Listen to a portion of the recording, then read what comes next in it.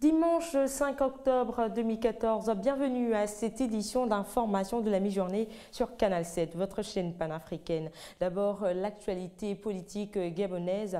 Le remaniement ministériel tant attendu est finalement intervenu vendredi soir. Le gouvernement Ona Ondo II compte 34 membres, dont 5 femmes. Il convient de signaler les départs de Serge Mabiala, Brigitte Anguilemba et Raphaël Gazouzet. Rufin Moussavou et Jean-Marie Ongandaga entrent avec le statut de ministre plein et avec eux Basile Boumba, Julie Bilogué, Youssouf Sidibé Zengue Kassa, Guy Mexan Mamiaka et Philippe V. Kogué au poste de ministre délégué. Un retour à signaler, celui de Calix Sié-Edan, ancien ministre délégué auprès du Premier ministre sous Raymond Dongsima. Pour le reste, le jeu de la chaise musicale a fait son effet, même si l'on peut relever que Emmanuel Izozengonde, Séraphin Mundunga ou Blaise Louambert, entre autres, ont gardé leur portefeuille. Au ministère de l'Éducation nationale, c'est Ida Retenon Asenoué qui prend la place du professeur Léon Zouba, qui a précipité ce remaniement avec sa démission intervenue sinon en plein mois d'août, après le scandale de l'affaire des recalés du bac 2. En Libye, le large de la localité de Guarabouli, située à 60 km à l'est de Tripoli, a encore une fois de plus été victime du triste spectacle de l'immigration clandestine.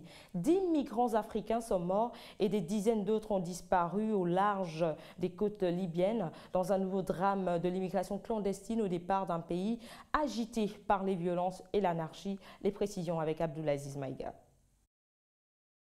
Entre 80 et 90 personnes, tous originaires de l'Afrique noire et dont les nationalités n'ont pas encore été identifiées, ont été secourues par la marine libyenne dans la nuit de mercredi. Selon les témoignages des rescapés, entre 170 et 180 personnes étaient à bord de l'embarcation de fortune qui a fait naufrage à 3000 des côtes libyennes. Sous le couvert de l'anonymat, un officier affirme avoir repêché 10 corps, mais il est encore impossible de donner le nombre exact de morts. Visiblement épuisés et déshydratés, les survivants auraient pu tous être emportés par les eaux.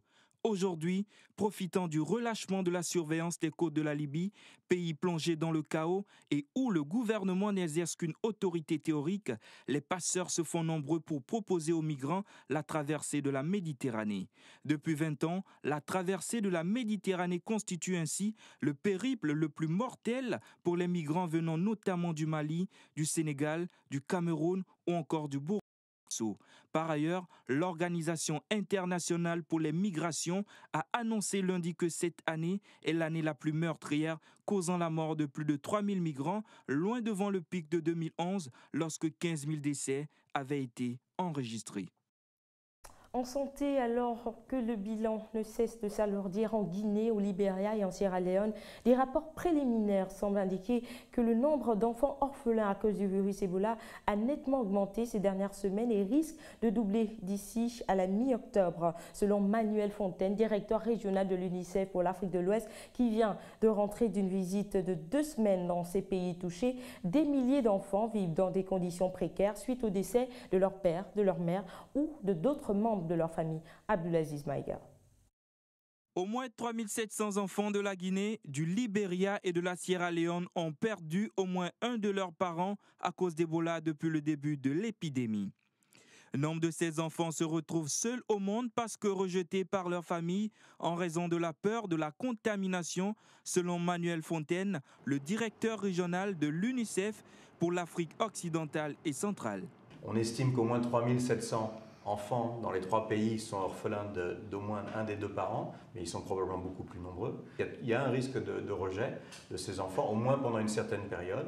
Alors on essaie de trouver des systèmes alternatifs. Alors même qu'il renforce son intervention face au virus Ebola, l'UNICEF cherche à assurer aux enfants l'appui affectif et matériel dont ils ont besoin au moyen d'interventions traditionnelles, mais aussi nouvelles. Par exemple, on est en train de regarder la possibilité de travailler avec des centres intérimaires de prise en charge. Donc des petites unités, il ne s'agit pas de faire des grandes unités, des petites unités avec quelques enfants dont on sait qu'ils sont soit en quarantaine, soit des survivants et on va s'en occuper pendant un moment jusqu'à qu'on trouve une autre solution. Donc ça c'est important. Ou dans d'autres cas, ce que l'on fait, c'est essayer de trouver aussi des survivants, donc des gens qui ont été infectés, qui sont guéris, heureusement, et qui donc ne risquent pas d'être infectés et acceptent de prendre en charge ces enfants. L'UNICEF a par ailleurs lancé un appel à hauteur de 200 millions de dollars pour fournir une aide d'urgence aux enfants et aux familles touchées par l'épidémie d'Ebola dans la région, y compris pour les activités de protection. Mais jusqu'à présent, l'organisme spécialisé n'a reçu que 25% de ce montant. On parle d'environnement avec ces menaces qui pèsent sur certaines espèces animales au Pakistan. L'Indus, le grand fleuve de ce pays, héberge une faune exceptionnelle, même si celle-ci est menacée par les activités humaines, les barrages, les canaux qui vident le fleuve, les pesticides, la pêche illégale et les trafics d'animaux sont récurrents. Résultat, le dauphin d'eau douce, entre autres, est menacé de disparition. Reportage de nos confrères de l'AFP. Une vision rarissime pour laquelle il faut s'armer de patience. Les dauphins de l'Indus, plus grand fleuve du Pakistan, sont sur la liste rouge des espèces en danger. Mammifères d'eau douce, quasi aveugles, ils accompagnent depuis toujours les pêcheurs du fleuve et leur mythologie, mais il en reste à peine 1500 aujourd'hui. En gros, il disait que le dauphin était d'abord une femme. Quelqu'un lui a jeté une prière de malédiction, ou bien Dieu s'est fâché contre elle. Donc, elle s'est transformée en dauphin et elle est tombée dans l'eau. C'est pour ça qu'on dit que c'est une femme qui s'est transformée. Longtemps, le dauphin a été pêché pour sa viande et son huile, supposée avoir des effets aphrodisiaques. Depuis 1972, il est protégé au Pakistan et les pêcheurs travaillent main dans la main avec les autorités pour relâcher les bêtes prises dans leurs filets ou perdues dans les canaux de l'Indus. Mais malgré ces efforts, cette espèce unique est directement menacée par l'activité humaine, barrages et pesticides notamment. Et certains pêcheurs sont toujours les principaux ennemis de ces mammifères. Aujourd'hui, la plus grande menace qui pèse sur ces dauphins, c'est la pêche illégale. C'est-à-dire que certains pêcheurs utilisent des filets dont la taille est illégale et quand le dauphin est piégé dedans, il ne peut pas sortir de l'eau pour respirer. Et s'il se passe 1 minute 30 ou 2 minutes sans qu'il sorte, alors il se noie. Les organisations de protection de l'environnement tirent la sonnette d'alarme. Les dauphins ne sont pas les seuls à être menacés. Le long des 1000 km du fleuve vit une faune exceptionnelle.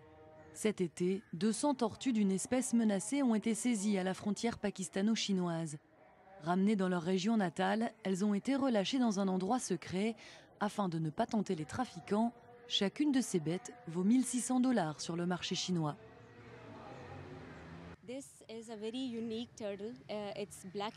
C'est une race de tortue unique en son genre. Elle est noire avec des points blancs et jaunes, ce qui est assez fascinant pour les amateurs de tortues qui les gardent comme animaux de compagnie. Et on ne les trouve qu'au Pakistan. Donc ils les ont prises ici pour leur trafic parce que c'est facile.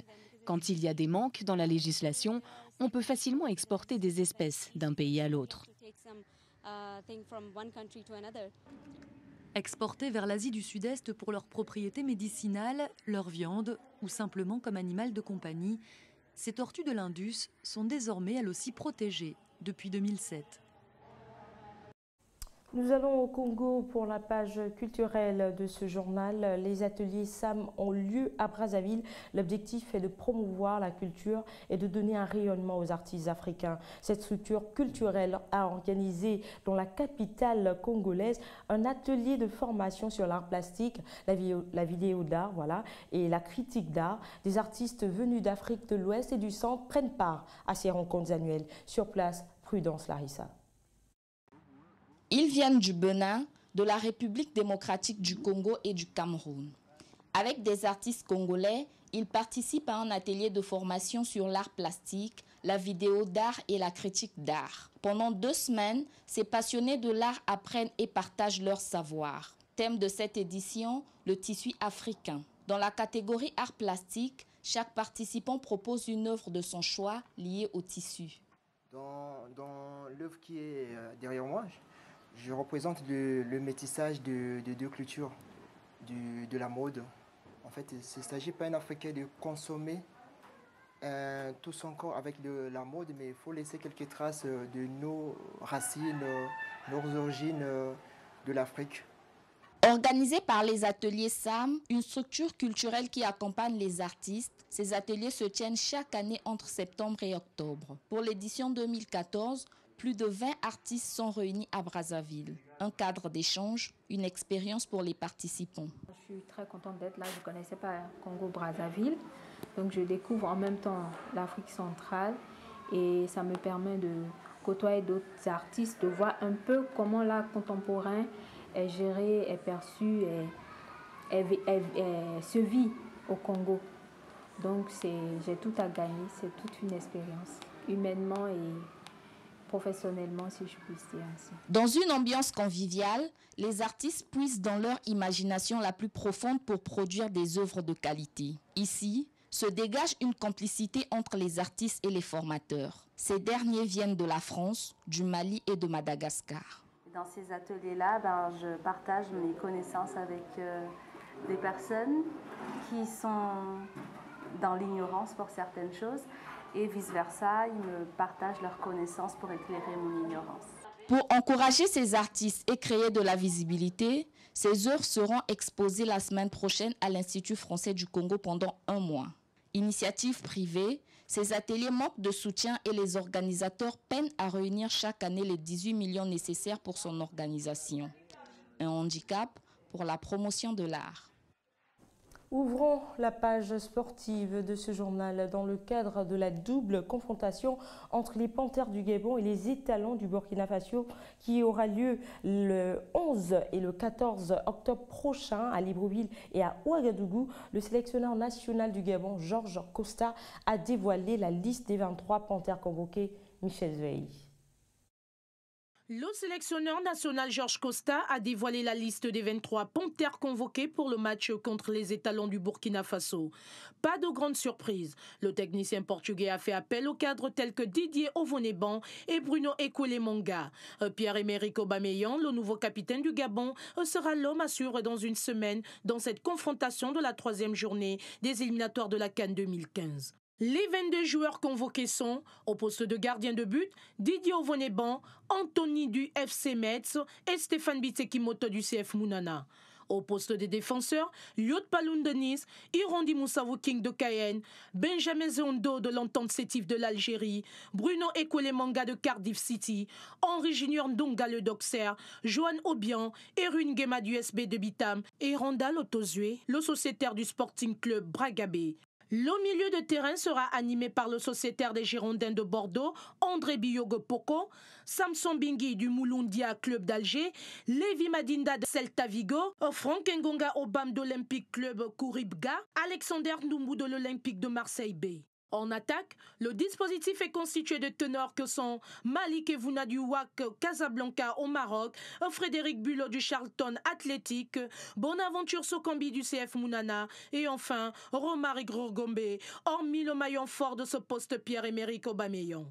La liste étant maintenant connue, il reste à Georges Costa et à ses poulains d'affûter leurs armes et de se préparer à aborder l'ultime phase aller qui ne sera pas du tout une tâche facile car il faut se souvenir que le Burkina Faso est leader du groupe avec 6 points et le Gabon, son dauphin, avec 4 points après son match nul au Lesotho lors de la 2e journée.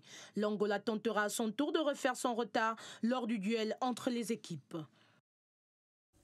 Restons au football pour la fin de cette édition d'information. Soucieuse de la réussite de la Coupe d'Afrique des Nations 2015 au Maroc, la Confédération africaine de football a attribué des marchés de l'organisation événementielle aux organisateurs marocains et vient d'allouer une enveloppe de 40 millions de dirhams pour la cérémonie du tirage au sort, l'ouverture et la cérémonie de clôture de la compétition. Michel Zweil. La Confédération africaine de football vient d'attribuer différents marchés relatifs à l'événementiel de la Coupe d'Afrique des Nations de football au Maroc en 2015. À cet effet, une enveloppe de 40 millions de dirhams a été allouée pour la cérémonie du tirage au sort ainsi qu'au marché des cérémonies d'ouverture et de clôture de la compétition. Soucieux de réussir l'organisation de ce grand rendez-vous sportif, la CAF s'est attachée les services des entreprises, des agences et des partenaires marocains expérimentés en décentralisant et en confiant des tâches bien précises à chacune d'entre elles. La cérémonie du tirage au sort prévue pour le 26 novembre 2014 prochain à Rabat, dans la capitale du Maroc, a été confiée à l'agence Hors Limit Organization et Géante Mondiale Publicis Events, deux entreprises marocaines. Concernant les deux événements que sont les spectacles d'ouverture prévus le 17 janvier 2015 au Grand Stade Marrakech et la clôture fixée au 8 février au complexe sportif Prince Moulay Abdellah à Rabat, l'agence marocaine Capital Events a eu l'honneur d'être choisie, la CAF se référant à leurs organisations précédentes des mêmes cérémonies lors de la CAN 2012 au Gabon et en Guinée équatoriale. La promotion globale de l'événement sportif sera assurée par la zone bleue, tandis que les relations publiques et de presse ont été confiées à OL Consulting. Bien que la CAF ait déjà distribué certaines tâches, rien n'est encore totalement peaufiné, car il lui reste à déterminer qui interprétera la chanson de la CAN destinée à créer une atmosphère de fête dans le stade.